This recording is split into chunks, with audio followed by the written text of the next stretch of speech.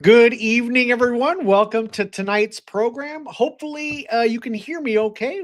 I see we have some people in the chat this evening. So if you can hear me okay in the chat, let me know. Looks like Leslie G is here from Pflugerville, Texas. All right. All right. We're glad you caught the live. And of course, we have MH08. All right. David has some of the best vids. So if you guys can hear me okay, let me know. All right. And all right. Okay. MH08 says sounds great. And Zaretha is in the house. So, all right. Well, I'm glad to see you guys in the chat. And we have from Katy, Texas. All right, excellent. Well, guys, tonight I have a very special guest. We're going to be talking about Omaha's shifting market and how in this market, your home's appraised value can make or break a deal. And tonight we're talking with a local appraiser, a friend of the show, and somebody who we're bringing back onto the program by popular demand. So, and we're going to be talking about what a seller can do to prepare for an appraisal. Okay. Tonight, my guest is Nate Wohlenhaus with Wohlenhaus Appraisal Service. Nate is a second generation appraiser who has been appraising since 2001. So Nate has seen it all in terms of markets. So without any further ado, I'd like to welcome Nate to the program. Hey, Nate, welcome to the show. Hi, David. Thanks for All having right, me. you bet. Well, thanks for coming back, Nate. Well, um, I thought we would do a little bit different program again tonight, Nate. And you've been doing this tell us a little about you've been doing it for since 2001. Long time, I know. Time That flies. Yeah. So, you know, um, talk us through that. I'm curious. Let the folks know, what does it take to become an appraiser? What's kind of like the schooling like? How long does it take? You know, um, Talk a little bit about that process if you don't mind. sure. Back when I started, it was a little easier. Barriers to entry were a little less. Okay. So, the specialty classes were less. You didn't have to have a degree. There was some experience hours you needed, quite Okay. a few actually, and then, that entailed being under the supervision of a certified appraiser. But since when '08 happened, Hmm. basically most of the, you know, uh, on the federal and state levels, both, they changed many of the laws. Okay. So the Appraisal Qualifications Board is the group nationally that sets standards on how appraisers can enter the field. Okay. Um, Basically, now it takes the equivalent of a college degree to become a certified appraiser with another 300 specialty appraisal hours on top of that. Now there's Wow. some overlap there's some colleges and universities that allow overlap Okay. into that, not a lot of overlapping classes. And then on top of that, there's experience hours that you have to have. A certified residential appraiser like I am, you have to have 1,500 experience Okay. hours in actual appraising over a 2-year period Okay. Wow. under the supervision of a certified appraiser, Gotcha. mentor, essentially. Um, they have changed a little bit because that's, as you can tell, that's really difficult to get. Uh, Right. I was fortunate. My dad, he's been an appraiser a really long time. So Hmm. that's how I got in the business. Nepotism is a big thing in this business, right?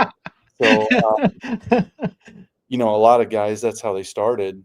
So either a family member Right. allowed them access and gave them the tools they needed, like my dad did to me, Hmm. or now the Appraisal Institute has a program called PARIA, and Okay. it is a program where you can get experience hours through online training, Hmm. some field experience with, and uh, as you kind of move along through their program, which it's good. They're trying to bring more people into the business because Right. it's been very, very static, especially here in Nebraska. The Midwest has seen most appraisers The growth has been through reciprocity because now a lot of banks and lenders, their review appraisers have to be licensed in the state Okay. that the reviews in, so they reciprocity the licenses from other states.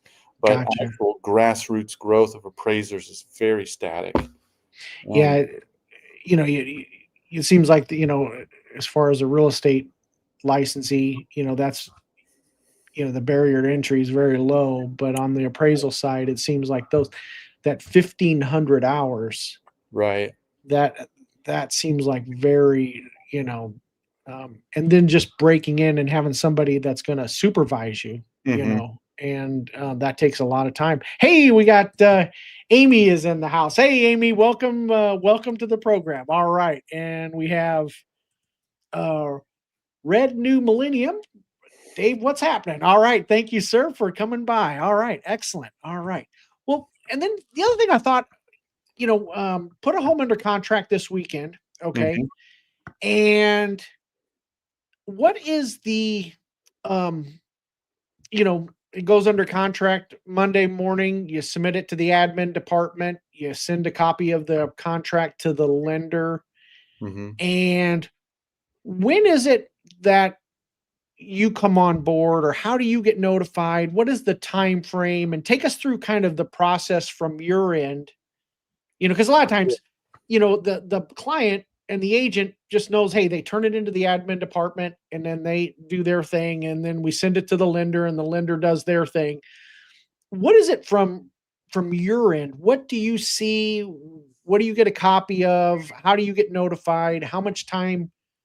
Talk us through that process of just a residential appraisal here in the Omaha. So basically, we get orders from the mortgage processing departments of these lenders. So I'm not sure the time frame of when you Okay. turn an actual, contract into the mortgage processing department. Sometimes there's a lag. Sometimes it's very quick, because we get in all shapes and sizes as far as when we make phone calls out to people. They're like, "Oh, that was really quick," or "We turned this Right. in 2 weeks ago." It just really depends on their workload. But Right. most mortgage processing departments use third-party websites, Okay. and those were approved through those websites, whether it's an appraisal management company or just an appraisal ordering platform. Okay. A lot more lenders are going away from the AMC model into the order platform model. So Okay. directly sign up with these platforms, and then all communication goes through there because they still, by law, have to keep a separation between the originators and the appraisers. So, Gotcha. um, yeah, so it's all electronic, which makes it a lot easier. We get Right. emails, text, things of that nature. So I think by and large, it's pretty quick from the time you Okay. give them a contract when we actually get the order. Okay. So yeah. Now, how long does it take? Oh, we got Clark is in the house. All right, Clark. All right, welcome. All right, and we have Fred Sacco. Dave Matney is much more handsome than Frankenstein. I'm having a little bit of fun with that AI, so that's I converted. Let's see if I can pull that up here. Hang on. Let me see here. Let me. I don't know if I can. I don't know if I can share that. Oh, we'll try it. Okay. All right. All right. And then Fred's has to go. So thank you, Fred, for stopping by. All right, excellent. All right. Um, now, in terms of when do you get a copy of the contract? Yep. Take us through that part. Like how much time? Like once you get a copy of the contract, or once you get notified from the platform, Hmm. how much time does it take before there? I mean, there's so much. You look at an appraisal report, and they're like, I don't know how many page. How big is an appraisal nowadays? It's pretty large. The main body of the appraisal, the uniform or the URAR, so the Uniform Residential Appraisal Report is Okay. basically 6 pages. But on Okay. top of that, there's other certifications, there's photographs, maps, analysis pages, things of that nature. So I would say most of the time you're looking at between 15 and 20 pages in an Right. appraisal, 6 of them being the main page or the Gotcha. main deal where the value is and all of the comparables, that sort of thing. Okay. And how much time on average would you say like a run of the mill 3-bedroom, 2-bath? Mhm. How much time would you say that goes into an appraisal on on So site and then beforehand and afterwards writing up the report? Because there's a lot of writing and yeah. comparison, things like that. So I guess if you looked at it on average, in totality, you're looking at about between 5 and 8 hours of total Okay. time. On site's not that much. Hmm. Most normal run-of-the-mill homes, 3 bed, 2 bath, whether it's a ranch or split level, something of that nature, you're probably looking at 30 minutes. Okay. Basic, run through if you have to go through the house, measure, take photos, that sort of thing. Hmm. If complexity adds time to that, whether it's a very Sure. large home or if there's a lot of acres to and outbuildings, that sort of thing, right? Okay. If there's a lot of deferred maintenance that needs documented, that sort of thing. If it's FHA or USDA type of loan, Hmm. there's some extra, appraisal inspection measures we have to take, like going in the attic and the crawl space and cabinets and water and things of that nature. Okay. And lately, I mean, I didn't know you guys went into the attic too. So yeah, and in FHA and USDA both, we Oh, have really? yep, inspect the attic. It's Okay. an observation, they call it. I don't know. Gotcha. There's Okay. kind of gray whether you crawl in the whole thing and crawl around or Right. so, Okay. just we have to poke our heads up there and kind of make sure there's no, mold growing, there's no issues in the attic. Well, and I think, an issue that I've been running into frequently or lately are bats. Oh yeah, yeah. And I'm telling you what, I'm getting a kind of an education on bats, and I'm telling you what, that's expensive. It is because you can't kill them. They're an endangered Right. species and they're migratory, so they come back year after year and Right. kind of, they're kind of a pain to get rid of, yeah. Oh, yeah, and I was talking to the pest guy, and he said that and then it's very expensive. I mean, Mm, I've had it twice, and, because they have to put one-way valves. They have to seal up the cracks or seal up the and I guess they can go into a little space as big as your pinky or, yeah. as I got my big fat hands, but sausage fingers, but you You have beautiful hands, David. you know, picture some, not small pinkies. But anyway, Uh, they put they seal up they I got the little tiny, so now I'm looking at houses and I'm like, oh my gosh, um, but but people that it's a good thing that you guys are looking for that because that is for a potential home buyer, if they get into a place with bats in it, that is expensive. oh, it is, yeah. And we were, I mean, because they have to put a one way. They seal up the cracks, but they give them one way out. That's a one that they can go out, but they can't come back in. So there's Right, some sort of special valve that they put in there that, um, and then they have to decontaminate the attic, right, because of the guano and stuff. So it's yeah, like, oh, I mean, this was a partial cleanup, and it was 12 grand, or not 12 grand, but it was 6 grand. yeah, And I'm I like, know. wow, and so that's not for the faint of heart, but it's good that I did not know that. I did not know that you guys peeked up into the attic, but that's good Yeah, that you guys do. 'cause Um, most people don't, so, I mean, we don't on conventional loans, but FHA, USDA, they require it, and, more often than not, you see some weird stuff sometimes, where right. there's been a fire and people don't disclose it, and, Oh boy. some of Yeah. if there's charring or burnt rafters, that sort of thing, which is, Right. That's you know, but uh I had one a couple years ago that a raccoon was in the house, and oh, This home had some deferred maintenance, but this was in the it was the tail end of the crazy days of COVID. So Right. it's still getting um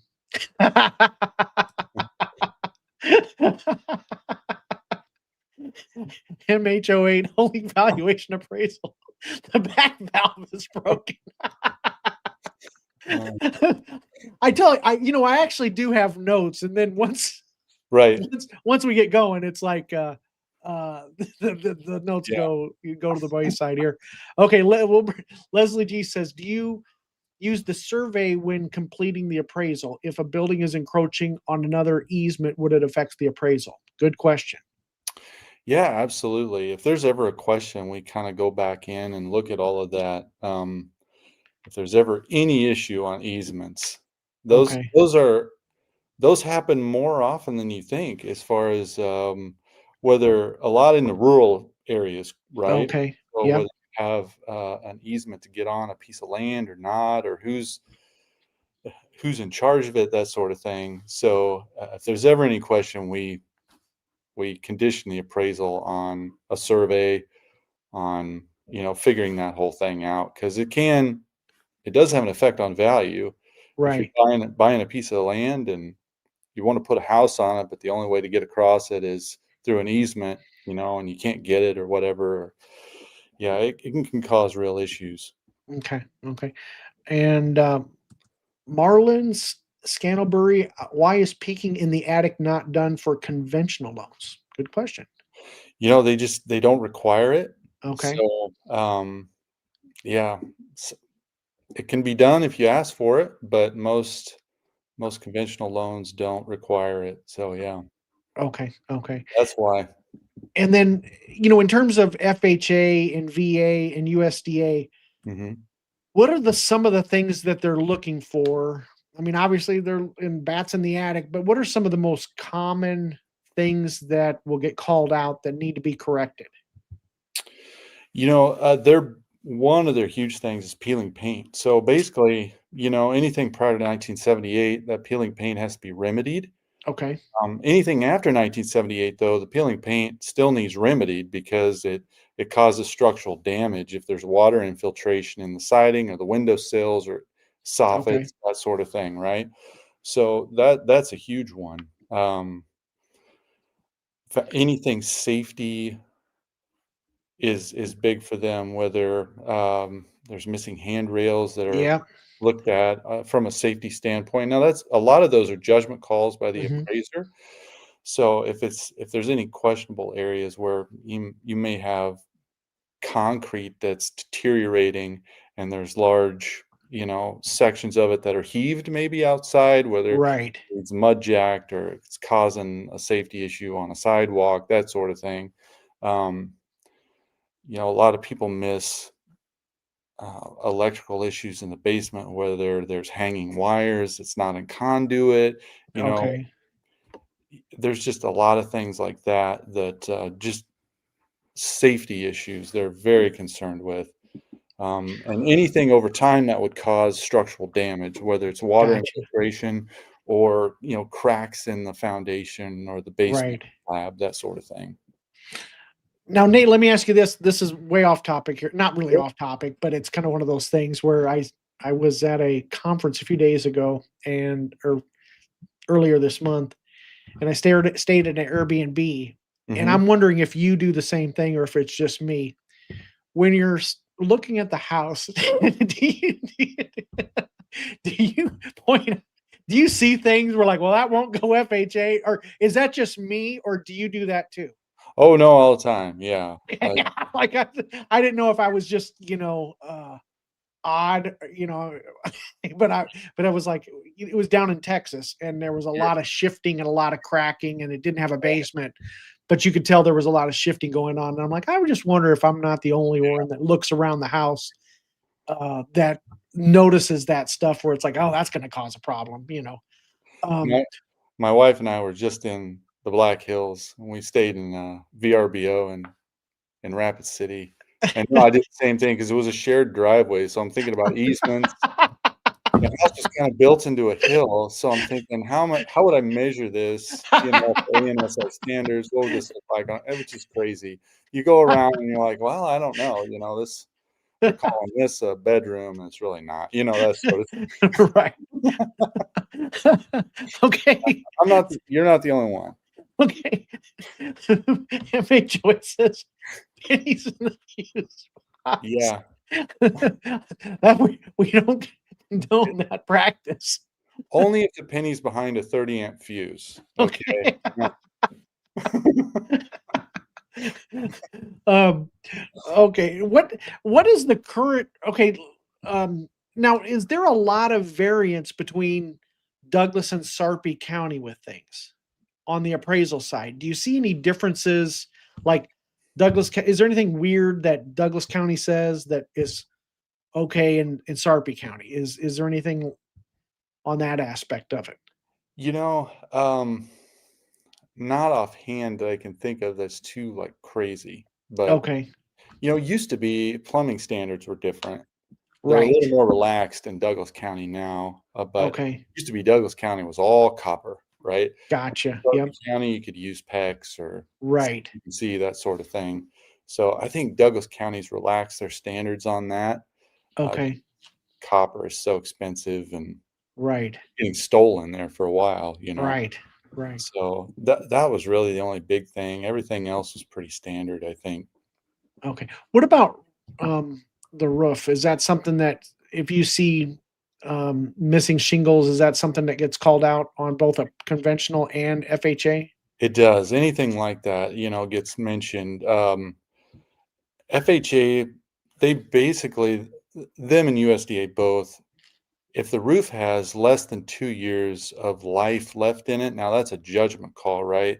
Okay. So how much life is in a roof? Right. If there's missing shingles and there's peeling shingles and they're curling and there's Oh yeah. a lot of the gravel's missing on the tabs, right?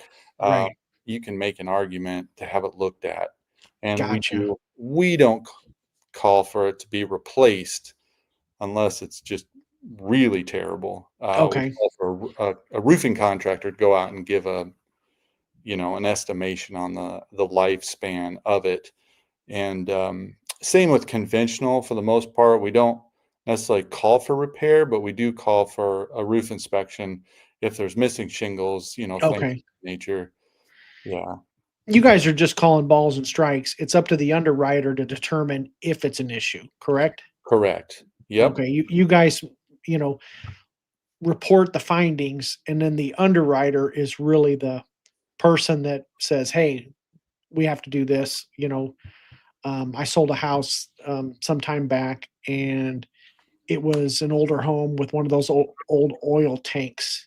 right. Oh, yeah, yep. Yeah, and that caused it's an EPA hazard and a whole Mhm. host of other things, and yeah, it was in the one of the photos, and lo and Right, behold, the we had to have it, it delayed closing a little bit. It had to get worked out, but it all worked out. But I mean, it was just one of those things that um, yeah.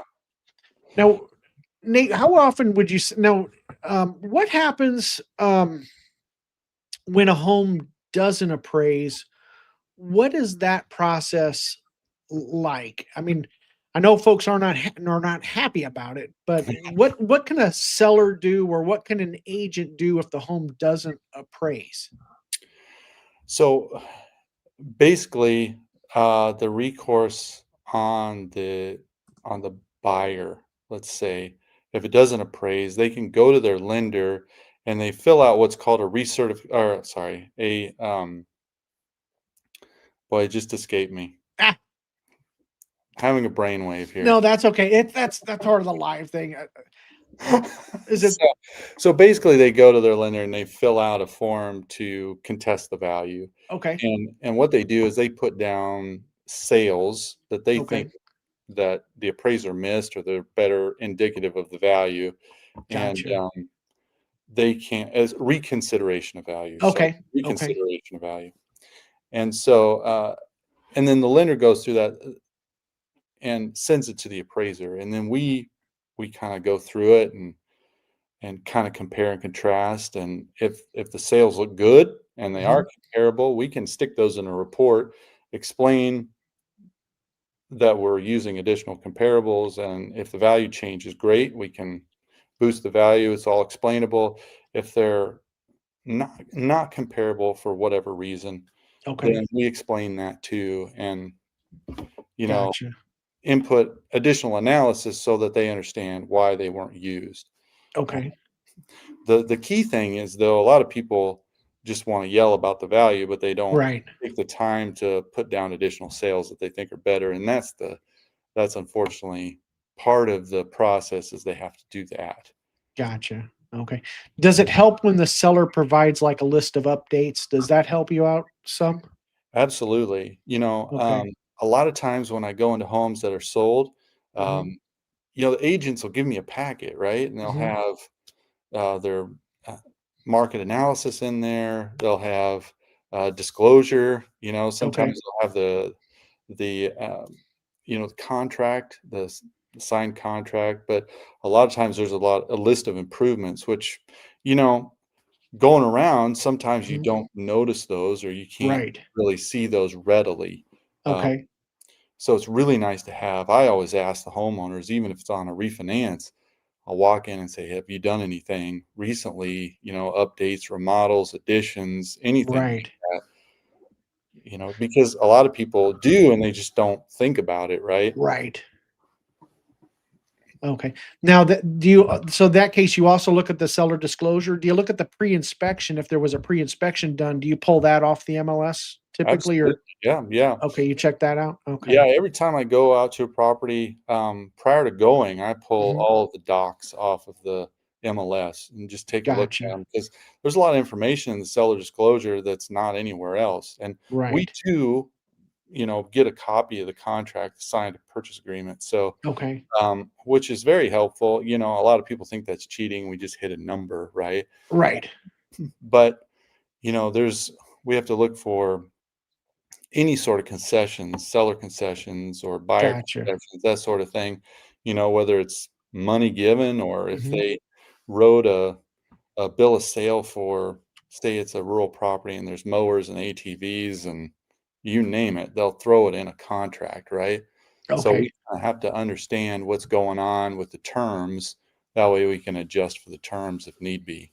Okay. Okay. Now what about market acceptance? With when a home has been if it has been on the market for 3 days versus something that's been on the market for 3 months.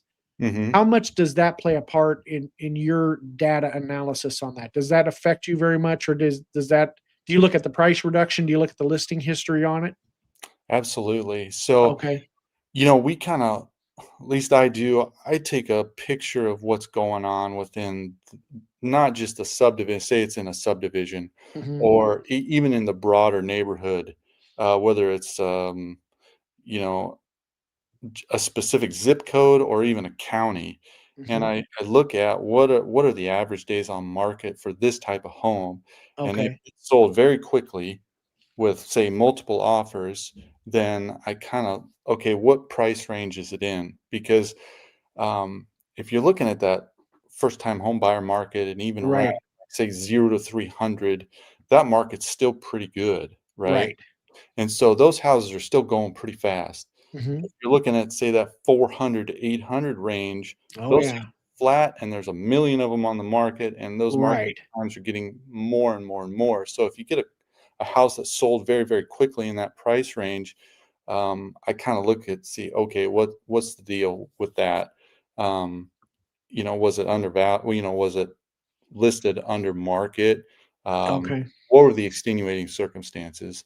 And then if you get one that's way, the marketing time's way higher than normal, a lot of Right. times it was listed way too high. And a phone call conversation with the agent, or a text, like, Mhm. what's going on here? It's like, well, they wanted to list it at 850,000, and Right. it's sat, and they had to drop it and drop it and drop it, right? Yeah, no, that's, let's see here. Amy has a question. She says, "I didn't know appraisals are done for refinancing." They are, depending on specific lender policy, but Okay. most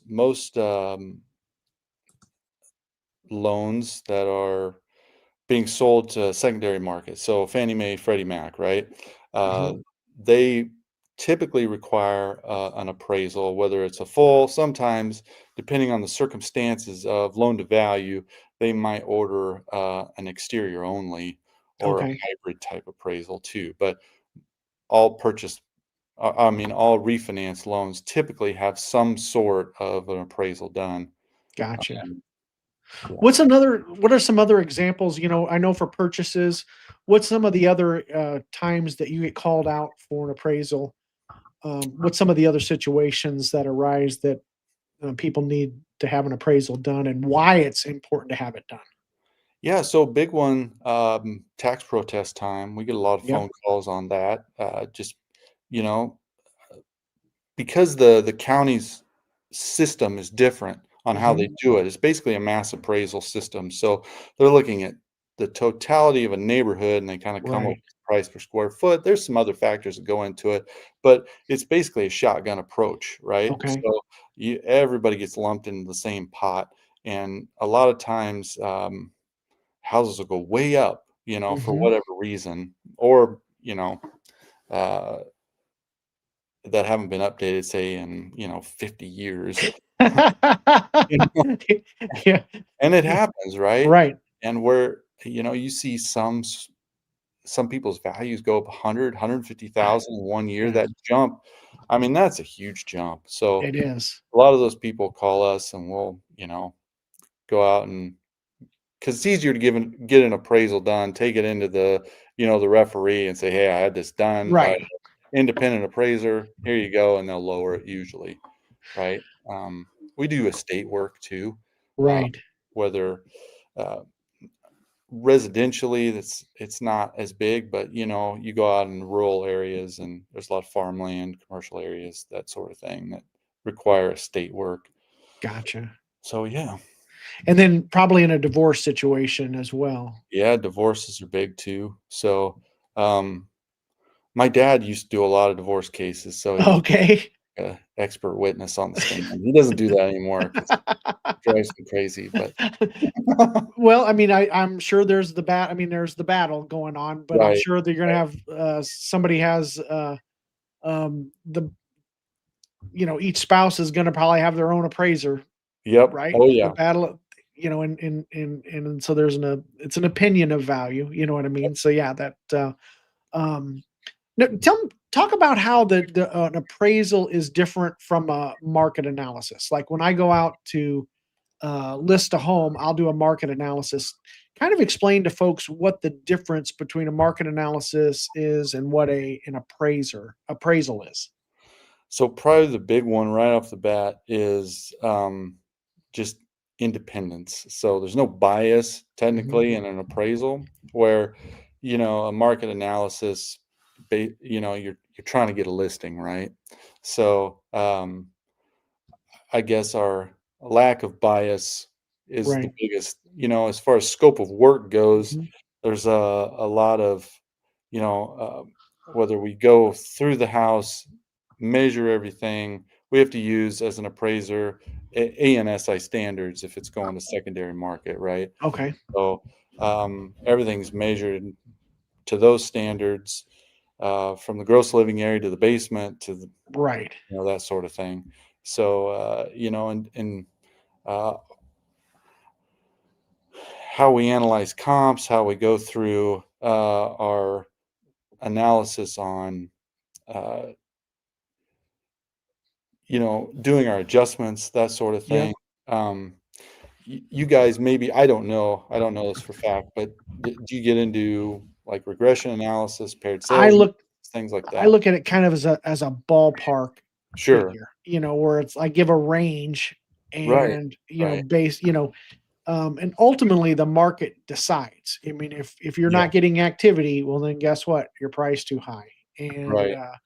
if you know, and sometimes here's the other thing too. I think what I'm working with a lot of buyers and a lot of buyers that are relocating, and when you're working with a buyer, and I had an appraiser one time tell me this, and it says the smartest person in the transaction is the buyer, because the buyer is going out there and looking at 400 homes online, And in Right. person, they're looking at 20 homes in person. And guess what? That buyer can spot an overpriced listing all day long. And then when Yeah. a good one is priced right and it's a shiny penny, that buyer knows it, you Oh, know. yeah. Mhm. And I'll go into a house and I'm like, well, if they don't buy this one, I know. Yeah. oh, what are we looking for? You know what I mean? Right. So Right. you get to know the buyer and you're kind of like, this is a, a great house and it just stands out. Right. And I think a lot of sellers sometimes get uh, kind of they're not seeing that, they're looking at it from one angle Right. of it. And I've had to do this before, and that is take a seller and look at the competition Yeah. and say, hey guys, this is why we can't be priced this was back in 2008. I had a seller that wanted to price it at 159, and it was a celebrity, it was um, an older celebrity home, and when at the time when celebrity homes were going for 100, 125. Right. And but he put in laminate throughout the whole house, and so he thought it was worth a lot more. Right. And Right. then we had to go do the little tour game and take him to a couple other homes and say, well, this is your competition, this is what you're up against, you Yeah. know, and to kind of give kind of a realistic, hey, we got to come down on price, Well, they because get yeah, they get sort of tunnel vision, right? Because they do. and we all do it because we're so emotionally invested in our houses. I mean, Right. we live in them, you and I work in them. So, Yeah. we're there all the time, Yeah. right? So, I understand that concept. Right. You get so emotionally attached to your Well, real your kids estate. grew up there, and oh, that's where your memories are, and Yeah, yeah, you did, whatever work, if you did something to it, well, hey, I did that, and then it's like, if you put in carpet, the day that carpet goes in, it starts to depreciate. oh, yeah. A- Yeah, and half of that cost is labor. right. You might Oh, spend yeah. 5 grand or 10 grand to have something done. That's not a 10 grand improvement. Half of that was labor, Yeah, right? we run into this a lot, people they'll you ask them for improvements, and they'll tell you that, I put in all these blinds, and you're like, "Okay, window treatments are expensive, I get it, but Right. Oh yeah. they don't add any value," right? I mean, it's just how do you quantify that on a Right. Right. I mean, it's kind of like, I put in, people expect a home with a furnace. They expect heat. right, right, The fact that it's new will help it sell faster, but it doesn't mean you're, it's right. kind of like putting gas in your car or putting on new tires. You Yeah, put on new tires, it's a maintenance issue. It didn't exactly. add value to it. Does that Right. make sense? I mean, Oh, yeah. um, and then Amy says it's a confidence booster for sure as a buyer when you recognize that it's priced right. And Mhm. and that's why I think it's important for buyers to get out there and, you got to tour some properties. You got to Right, get out there and see some in person, in order to get a baseline for the market. Because if you just look online and wait until, if you haven't established some sort of baseline, then when the right one comes along, you're going to miss it, and then it's going to be right. like, now we're chasing a ghost where we're never going to find that property again. Yep. And um, but people have to go out there and seller, and I'm sure you run into this too, where, and we kind of talked a little bit about this. Talk about the person that bought a home, let's say 2 years ago, Mhm. a new home 2 years ago, and now they go to sell it. Talk about the current market and that person right now in that situation. Yeah, so basically, I think this current market is like what it was for new construction pre-COVID, right? Okay. There is Yep. depreciation in a new house, and Right. a lot of people don't understand that until they go to sell, whether it's a year later or 2 years later, and especially Yep. now, they've lived in it a while and it's not new, Right. it's used. So a lot of them It are is. really used. Yes. So, and a lot of these homes have so we were talking about carpet just a minute ago, and Right. builder grade carpet is not Right. good carpet, right? Right. And so it doesn't hold up well, even like a year or two with Right. traffic patterns, just looks, so And kind of average looking. But yeah, there is some depreciation on that, and they try to get the same or more for their house when they bought it or built it, and it just it's hard to explain that. yeah, and it's and then put a couple of kids in the mix, and then all of a sudden you got nicked up doors Right. and things like that. I mean, just normal wear and tear, but Normal wear a and tear. buyer sees all of that. Right. And if you overprice the property, Yeah. all you're doing is helping sell the other homes in the neighborhood. Yeah. And and And the other thing too that comes out of it is just the inspection. right. If you're aware of something, um, get it repaired. If there's something wrong, like that peeling paint, Mhm. you know, how, what percent of the contracts out there would you say are FHA VA? Would you say it's about 40% or Yeah, so? I would think so. There's a lot more of it these days, Mhm. FHA especially. Right, It's just their loan programs back when I would say 2008 when the market crashed right. and those subprime lenders all went away, Oh right? yeah, yeah. FHA kind of became the de facto subprime lender. It Right, right. They haven't really changed that reputation yet. So Mhm. we're seeing a lot more FHAs come through just Yep. because people can qualify for those easier than Right. conventional. And um, w- which is great, get in a house, do your thing. But Mhm. on the flip side, the sellers aren't educated to the fact that they got to do more repairs, whether it's safety Right, issues, railings, or peeling paint, or things like that. So that holds up the closings, I think, more than right. anything. You Well, know. because if there is a deficiency on the FHA side, Hmm. if there's something that calls out like a handrail, then that handrail has to be installed, and you guys have to go back out and re-inspect that, don't you? We do, yeah. And there's a fee associated with that. And doesn't the seller have to pay for that? Is it the seller? I'm not sure who collects the Okay. fees, honestly. We get all compensated from the lender's side of it. So, um, Okay. they collect it from somebody. They're just not doing it out of the goodness of their heart, Yeah. right? No. Yeah, that's but and that's. I mean, if um I'm a big proponent of, if you're a seller putting your home on the market, have the furnace and AC cleaned and serviced before you put it on the market. And if you're Right. aware of something, if there's peeling paint, guess what? Take care of it up front. If there's a missing handrail, take care of it up front because it's going to be much easier, especially in the fall, Yep. taking care of peeling paint than in January they have to escrow it and Right. things like that, and that's a giant pain in the butt as far as that goes. So, if you're a Exactly. seller out there, what about, we talked about bats, what about trees? What about disease? Because there's a lot of trees out there, that pine beetle, whatever that pine beetle is out there, Mhm. can that be called out on appraisal? Do you ever call out a tree? If there's a safety issue from a tree to the structure of the house or a Okay, garage, then any sort of improvement, yes, we gotcha. do.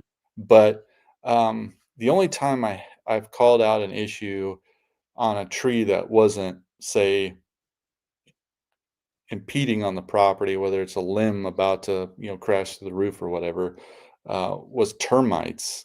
Like, Oh, yeah. and you look and this tree is just riddled with termites, then Right. you can make a judgment call there.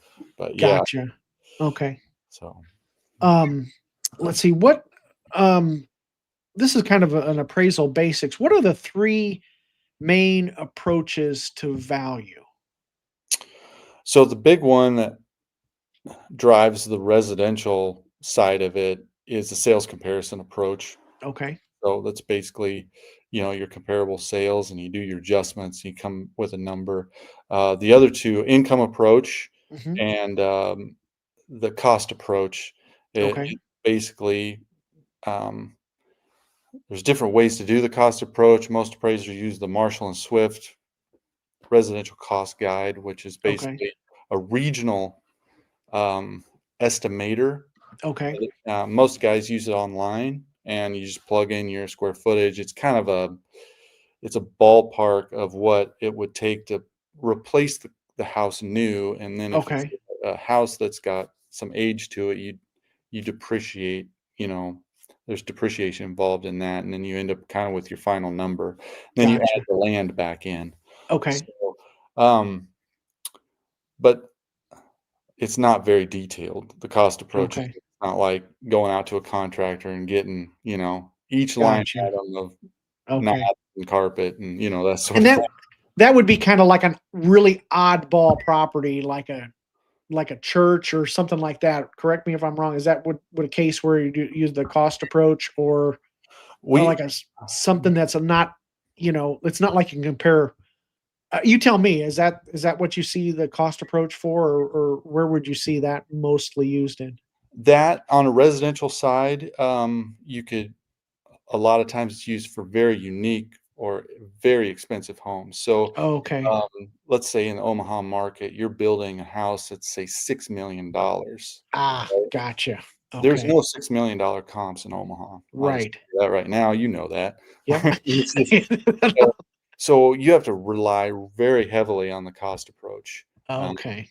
that sort of thing, because it's just to do a sales comparison approach on something, because it's just Right. historical numbers on the sales comparison approach. And it's Right. easy when you're in a normal subdivision. When you have a really Right. unique high-end property, Yeah, it's that's not very accurate. gotcha. And then the income approach would be for like multifamily, things like that. Would that what you Also single family that are rented. gotcha. The Okay. the key with the income approach is you use a gross rent multiplier Okay. on the monthly rent. So, Okay. uh, and that's based on long-term rentals. Okay. In our day and age, there are VRBOs and Airbnbs and things like that. That income is not used in the income approach. That's a separate issue. So, Okay. if you have a VRBO that needs to be appraised, the the income approach used would be for long-term rental. So, like, if you sign Gotcha. your lease or more, uh, that income from a VRBO would be under its own going concern. So that'd be a different business entity, separate Okay. real estate. Okay. Interesting. Interesting. I was talking to a client of mine was, was interested in a condo, and the guy was keeping it as it was he's converted to a long term rental, but Sure. the insurance for because it was a short term rental Hmm. went from 3,000 a year up to 10,000 a year, Oh, wow. Yeah. and I'm like, wow, so that's you know um, I thought, I mean, you hear insurance is going up, but it's like, wow, but I'm like, geez. I, I think what's that from the liability standpoint, you think? I I would think it was a condo downtown, and it wasn't, it's a high end condo, but it's like, man, that's and then he had to replace it's about 20 years or 20 years old. And he had to replace the roof, and he spent 90,000 on the roof. Wow. It was in those, it was Soma down there. Oh, yeah. Those Yeah, some and those are really cool, and this thing very had a new cool. roof to it, but I'm like, "Wow, Yeah.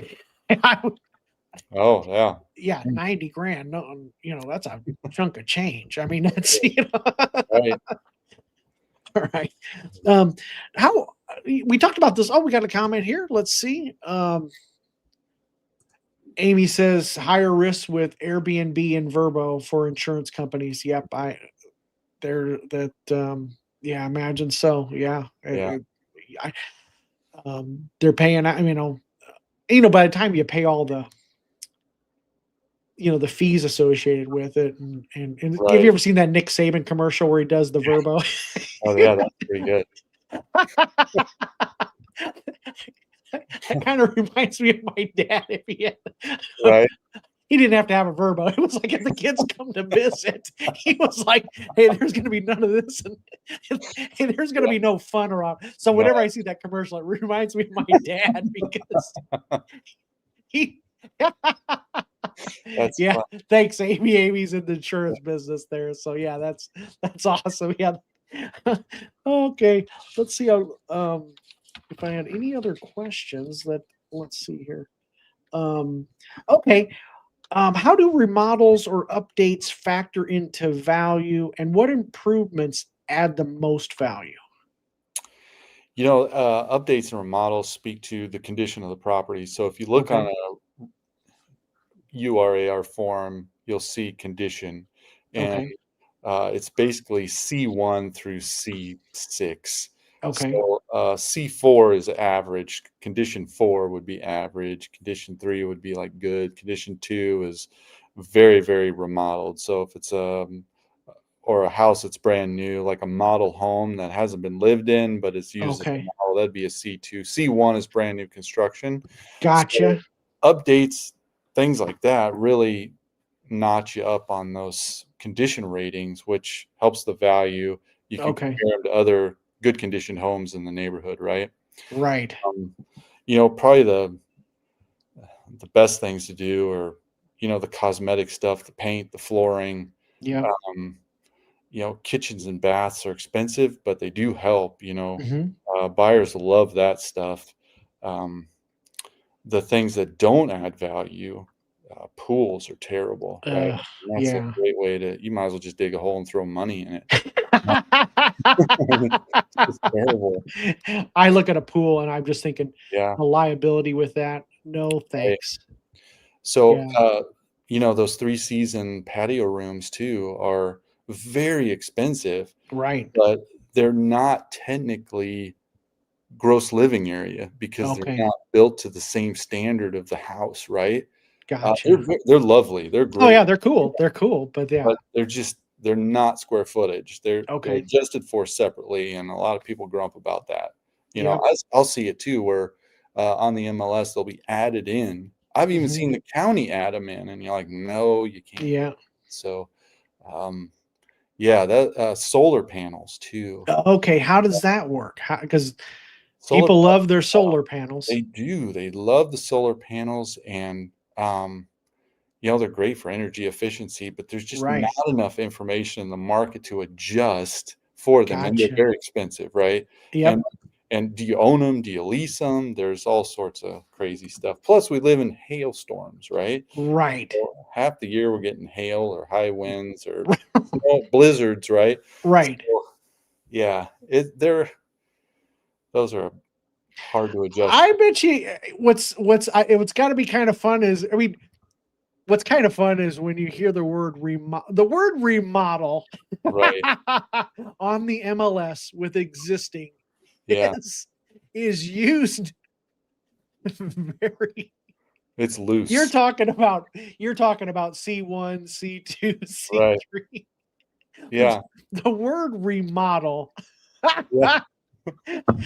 I, I mean to tell you, sometimes it's like, and I, before I was in this business, I was a landlord, and I would paint something off white, Right. landlord off white and, Yeah. and paint it. And I was like, wow, this is remodeled. Modeled. Yeah. I was really proud of my work, Yeah. yeah, this is, and the tenant would tear it apart and all that. But, I was like, and then you hear the word you sometimes go through something that's been remodeled, and sometimes it's like, they would have helped themselves if they wouldn't have remodeled it. You Right. can Oh, you yeah. can tell it's done, and sometimes Yeah. just like Amy says here, I get nervous about those patio rooms, thinking they may not have pulled Oh, proper I know. permits to Right. add them on. Yeah, I mean, you see some work that's done, and darn good and well that wasn't. I know. If you go and ask if they've done anything to the house and they say, "Yeah, we just finished the basement," and there's no permits or anything, and you're like, "Oh, no." Because Yeah, you have to. I mean, there's fire stops you gotta put in. There's right. all sorts of stuff. If the electrical's good, you gotta have those, permits, but anyway, I'm not the permit police, so Right. I But you don't know what? turn them in, but But, still. something about, I don't know if you know Paul Vacheski. Paul, he's, a friend of mine and very Okay. knowledgeable Yeah. and does a lot of uh, land. He has a landlord channel, Sure. the Nebraska landlord. And um, when people don't pull permits and there's a fire and they do an investigation and there was no permit pulled, you may not be covered on the insurance wise. I know. It's just And crazy, right? God forbid if someone got hurt, Yeah. so yeah, that really, I get really, and yeah, Amy says, oh, she had another one here. Oops. Um, Remodels are sometimes DIY projects. Oh, Yeah. yeah. I Yeah, yeah. mean, people love to, yeah, do, yeah. Um, yeah, I get nervous about that. And, um, let's talk about, let's talk about this where, do you, and you've been doing this for a long time. Yeah. And with, was it Trid that installed those new standards, or is it in 2008 or 2009 when they passed the? Because back in the day, it was kind of a wink and a nod type of thing as far as Right. appraisals and things like that. And now there's very defined, like what you say. It it had to be harder back in the day when people wanted that certain value, right? Yeah, so there was a lot more communication between appraisers and loan originators prior to '08. Okay. And I mean, in in some scenarios, there was Yeah. not some, there was a lot of scenarios where we were pressured to hit a value, Yeah. And that. just because the market was going pretty crazy then back in the day. Right. And so not like COVID per se, but it was close. I mean, there was a lot of that going on. And so after the fall of banks and the bailouts and all of that, basically Congress got together and Hmm. passed rules, and then they Right. passed that down to the Appraisal Standards Board. The Appraisal Standards Board sets nationwide all of the standards and the uniform standards of professional appraisal practice, what we can and can't do, essentially. Right. And and also in other legislation, they separated appraisers from the originators, which was, you know, it's good and bad. Good Hmm. that there's no conflict of interest and pressuring, that sort of thing. Bad is that Right. we can't talk to them. We've got to go Right. through these intermediaries, which adds time and expense Right. to these things. So that's the unfortunate part. It just kind of lengthened the amount of time it takes to do these and to get Right. loans closed. Yeah. No, that, I had another question. I just, I, Yeah. Sorry, I was rambling. no, you brought up something. I'm like, oh, I want to ask about that. I can't, um, let's see. Uh, Enclosed patios always frighten me. Some of them look pretty rough. Yeah. Yeah. That's, um, and things are going to age as well. Things Yeah. are going to age as well. And that's, and Clark says, great show tonight, David and Nate. Always good info. Thank you, Clark. Clark. And Clark, let's see, I'll bring this up here. Clark has a live stream on Sunday evening, 7 p.m. Eastern time. So 6 p.m. Central. But check out Clark's, give him a like and he does a great program and it's always a fun show. So check out Clark's, give Clark a little, he's always giving me a plug. So want to give Clark a plug there. So thanks, Clark, for stopping by. And then, thank you. And then Amy says, thank you. And then, let's see. All right. Awesome. You're welcome, Clark. Thanks for being a moderator. Not that we have, I have a moderator, but we don't have, everybody behaves in the chat. So we don't have anybody that goes crazy. Maybe someday I'll have, Okay, son of Jockster says in 2009 I got $8,000 federal subsidy for a new home buyer.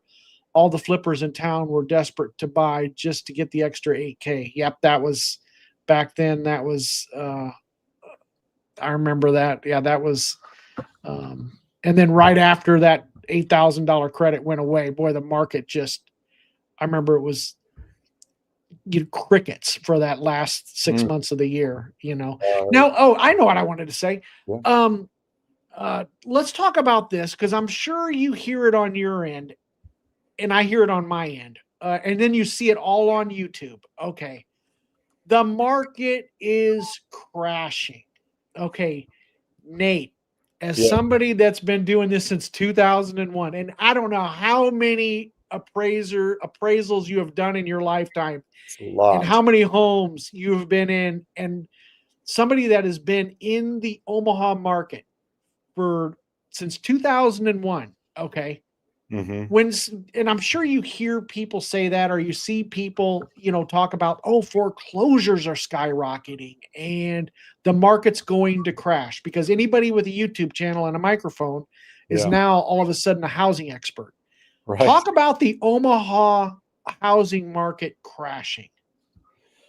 I don't see that happening just because it's just we still have a pretty, even though their listings are higher than they were in the COVID years, right? They were Yeah. just tanked out. There was none. And they're kind of at levels pre-COVID. Hmm. So, but we still have population growth. So I Exactly. think I think we're still units short of single family homes in this area, Right. and which is good going forward. Now there are sectors that are soft. I Hmm. mentioned before, that first home buyer sector is still pretty hot. I mean, Hmm. it's still a lot of activity there. Um, that range where most of the builders build in that 700 range, Yeah. there's a lot sitting out there just because I Right. think the builders sort of overbuilt a little bit. Does that Yeah. mean crashing? No, No. we're just going to see a pullback in some of the pricing, and Exactly. Yep. that's just a normal market cycle. Uh, Exactly. Rates, I don't think are going to plummet. I don't think they're going to skyrocket. I think they're going to stay pretty steady. And just because of that, people are getting used to the rates now. Right. It took a while, but I think people are Yep. just built into the psyche now where Yep. 6.5% is here to stay, sort of thing. And Right. so I think we're pretty stable. I think it's going to stay stable. I don't see Good. any issues. Yeah. I mean, I look at it as I do a market update every month, and there's going to be some months where year over year we're down 1%, and then the next month we're up. The prices are going Yeah, to fluctuate a little bit, but it's not like if and I'm guilty of going on some of these other content creators that are going to say the market's crashing. Of course, they have 200,000 subs and right. hundreds and millions of views and everything, but and there's people that follow that and they're honestly listening to it like it's some sort of gospel where they're like, I'm not buying until 2020. I mean, and some of these folks have been calling for a crash. Right. you Right. know, Maybe. a broken clock is right twice a Right. day. Okay. Yeah. Will the market crash in the future? Yes. I mean, it could very well. Okay. Right. But the answer is when. Right.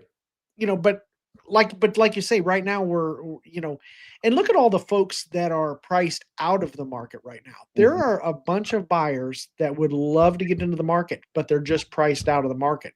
Yeah. Those people need homes. Right. And I just don't see I wanted to hear your take on it because I'm sure you hear it too. Uh, and Yeah. um, and Son of Jockster says most of the doom and gloomers live in Florida and Texas, and Yeah. and here's the thing: markets are like the weather. Could Right. different markets, if all of a sudden they close down a major employer if they close down Offutt Air Force Base, Right. would that have a giant impact on our marketplace? Absolutely, Yep. right? Mhm. Or if they all of a sudden they, you know, decided to, the med center or something Right. but the last time I checked, they're adding to the med center. They're adding, Right. I mean, and now we're over a million people. in the Right. metro area. So that's even bringing more things our way. You know what I'm saying? So, Yeah, I think um, Omaha's fairly insulated right, for, from the huge swings in the market. We're gonna see ups and downs, like you said, exactly. monthly, yearly, that sort of thing. But uh, the issue comes into effect, what most of our population lives in 2 counties. Right, It's those areas in greater Nebraska where they can't retain talent and right, they're moving to the cities. So I think Omaha's a huge draw. Uh, so I don't think we're gonna see a downturn. right. Yeah. Nope. And then, but real estate is like the weather. And then MH08 says, Yeah.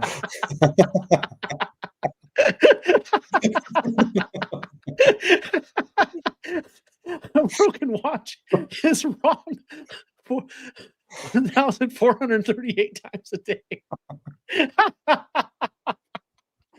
Oh, that comment wins right there. Yeah, that's a good one. All right. All right. All right. Well, Nate, any parting words? I really appreciate your time tonight, and I appreciate you being on the program. You gave a lot of great information. Where I'd like to have you on again in the future, but Absolutely. Yeah, had a great time. really enjoyed it and had a great time and a lot of great information. So, Well, thank you very much. appreciate it. Thanks, David. All right. Hey, take it easy, Nate. All right, everybody. Well, I tell you what, that closes up tonight's program, and then I will add this. If be sure to give the stream a thumbs up, and I also got the livinginomaha.com website, so you can check that out. And if you haven't subscribed to the channel, I'm a little bit behind on videos lately, but it's always fun to. I got some more coming up here shortly, but if you can give me a sub on the old channel, I'd appreciate that. And then MH08 says that's an error rate of 99.9%. All right. All right. Well, everybody, I tell you what, I really appreciate everybody's time and really appreciate Nate's tonight. And everybody, you have a great evening, and we'll see you next week. All righty. Bye bye.